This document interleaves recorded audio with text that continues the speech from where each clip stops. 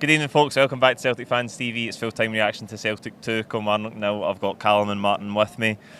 Martin, not a vintage game that we'll remember for years to come, but a vital 3 points. A lot of excitement going into the game. I think a lot of kids have got this game for their Christmas. Going to watch Celtic first game back at home, so a lot of fans really excited about the game. But a cold day, not a great atmosphere going into the game, and quite a flat game for the first 45 minutes. So I wonder where the goal was going to come from. We have relied a lot at home on the goals coming from width, and it just looked like we were struggling to break them down from out wide, and they defended really well. They were resolute, but it just looked like you weren't quite sure where the creativity was going to come from. But what a second half. I know you'll come to that, but what a second half that was compared to the first half. So that livened up the crowd a wee bit, and great result in the end. Yeah, Callum, a lot of the play down the left-hand side in the first half. I thought Bernabeu was actually quite poor on the ball. He ends up playing a brilliant slide wheel pass in behind the full-back for the first goal, where Maeda squares it. But I don't think we got Jota involved down the right enough, and it just seemed like we were banging our head against a brick wall at times.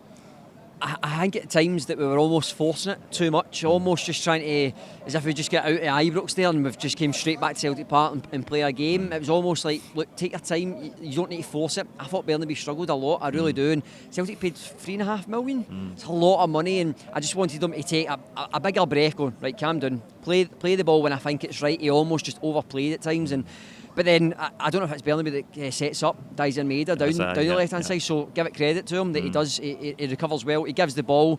Daizen Maeda's brilliant. His pace is frightening, and he does a run in the second half, and he starts in our own half. You see it, and he just runs by somebody. Box to box. As a defender, you just want to kick him. Like, do you know what? I'm just going to kick your ankles. So I'm not going to catch you. Can I or catch give him to up. kick him? What's the point? Because if you give up and the manager says, "Why are you not chasing him?" What's the point? I'm not going to catch him. He's too quick. But so that's where the goal comes from. He puts a ball and actually says to my brother before the goal comes is Celtic stop putting the ball in, as in like crossing it and over hitting it, or it was going out for a goal kick.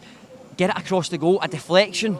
That's where our goals come from today. It comes from Kilmarnock panicking because they've got too many players in the box, because they're sitting with a 5-4-1 effectively, and they just crowd the box. And when you've got that many players, is what you have to do is you need to overcrowd it at times and put dangerous balls in. Don't overhit them. They're all players that are over 6 foot at the back. You've got Kyogo up top. Get it into his feet and something will happen, and that's where it does happen from. It's a lovely ball from Maeda, and I think it's Kyogo runs, he ends up missing it. Jota hits the goalkeeper's shoulder and then goes in, and you love it. Take it any way they come. It was a great time to score just before half time, Martin. Exactly what we needed after a sort of flat first half.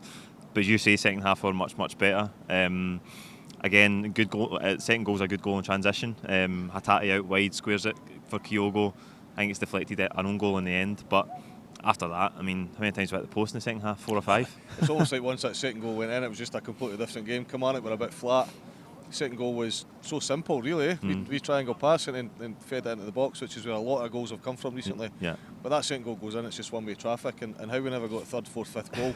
And you've talked a little bit about Maeda. Maeda was just sensational. Like, he never got man of the match, but how he never got man of the match, I've no idea. He was brilliant. The rumours were he was being watched today, but I don't think it makes any difference. He's that energetic, he's that enthusiastic week in, week out. So the only thing he didn't have today was a finish. His finishing was poor, you could argue. You could say he was unlucky on one hand, but poor on the other hand. And then Giakoumakis and the subs that came on just made us even stronger, even though we took some of the better players off. When we took Maeda off, I was gutted for him because I wanted him to stay on and get his goal, but how we never got 3, 4 or 5 in the end was beyond me. He hit the post in the bar several times. Giakoumakis hits the post with that thunderous header, and then the strike as well is just as good. It looks like it's going 5 yards over the bar, it just dips right at the end, smashes the crossbar. So unlucky not going to the score sheet.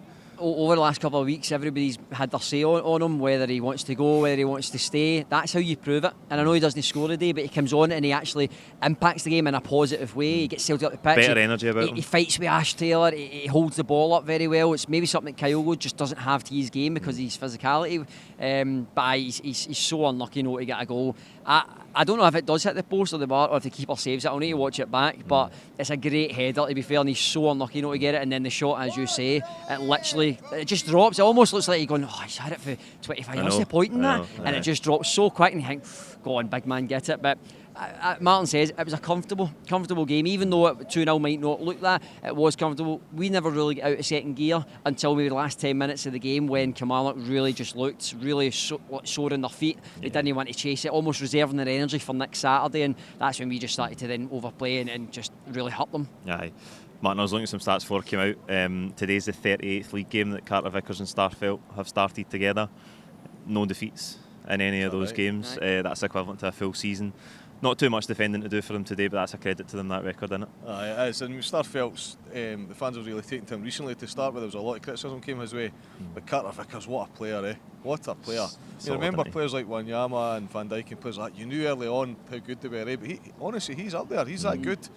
You look at his tackle last week to stop the goal at Ibrox, and it's almost effortless, It's almost like he doesn't even have to go into fourth gear. I've watched it 50 times, I think, in the last few days. And today again he was just brilliant. There was one particular time where at the front post. No, not that one. Although that was a good story as well. But the one where he was chasing the ball back, it was in our half, and he was defending the ball, and the player just gave up on him. The player should have been chasing the ball down. So a good chance to put him under pressure. It's almost as if the Kilmarnock player was like, I'm wasting my time. He's that good. But when he doesn't deserve to win the ball, he wins it. I think he's our best player. I genuinely think he's our best player, and we don't talk about him enough. No, and see to be fair, Paul, is Carter Vickers deserves a mention. That block that he has is better than the Ibrox block. It is. One at the near post. That's near post. It's about maybe 10-15 minutes to go in the game. 2-1, dodgy scoreline. The crowd get back in. It's going, Celtic, come on, hurry up. That is so important. And he traps the ball in his legs. He completely takes the player, traps the ball, and the player's thinking, where's the ball went? He ends up going up and he plays. Starfelt as well deserves a special mention, because the only part that both defenders don't really have in their game is the long ball, the 60-70 yard pass. Can you switch it quickly? They don't really have that. They have everything else. They have pace, they have energy, they have physicality. Starfelt in the maybe last 10 minutes as well takes a bit of a risk on a ball, and he ends up drops the left shoulder and goes right, and you hear the crowd going, wait, you did it, and he gets out with it. People need to relax a wee bit and give him. If you don't take a risk, you don't get a reward, and that's what he does. It allows him to take the ball on that wee pivot role, and he ends up getting Celtic up the pitch. And people are slowly getting better to Starfelt, where I thought a lot of people were hating on the guy, and they just have that image in their head that, he's not good enough for Celtic. This boy's good enough for Celtic. Aye, absolutely. Great record for the two of them. Martin, it's rare that we get a chance to play first. We've got that today. 12 points clear, puts a bit of pressure on Rangers tomorrow. It's a great position for us to be in. And I think it's a different pressure to, you're 6 or 7 ahead and you're going to put it back to 9 or whatever. It's a different pressure being 12 behind. How do you go into that game and think, what a chance of winning the league? It's an incredible pressure. And I think you were both saying before we came on air, next week again in the Cup, Celtic play first and then Rangers play on the Sunday. So it's a great couple of games and a great opportunity for us to really take advantage, and we've done that today. We've gone and put in a solid performance, so really looking forward to the game tomorrow. It will not be an easy game. United have turned a corner and they're playing well, so let's see what Rangers can do when they're under real pressure tomorrow. Callum shouts for man of the match today. He's so good, honestly.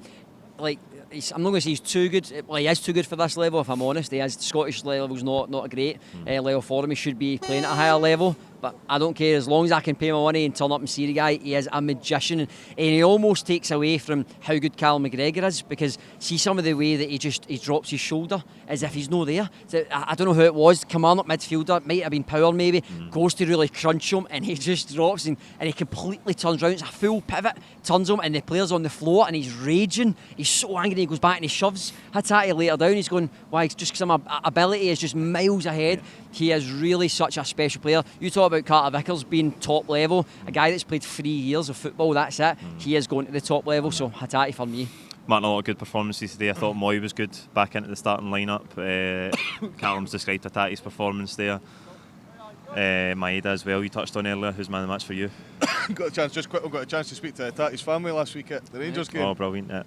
Before the game, his mum and dad were there and his sister and just one of his mates. Right. And his mate spoke better English than me, so I had a wee 5-10 minute chat with him. And he said that his favourite position, I know he's not been in the game long, but his favourite position is striker.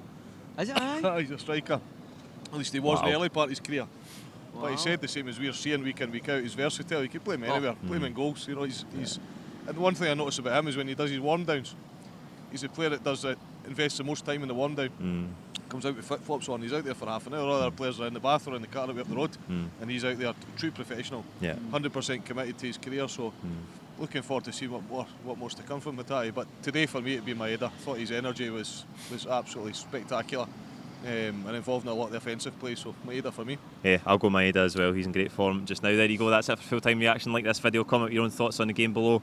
Don't forget to subscribe if you haven't already, and we'll see you during the week for the build up to that semi-final at Hampden. Cheers.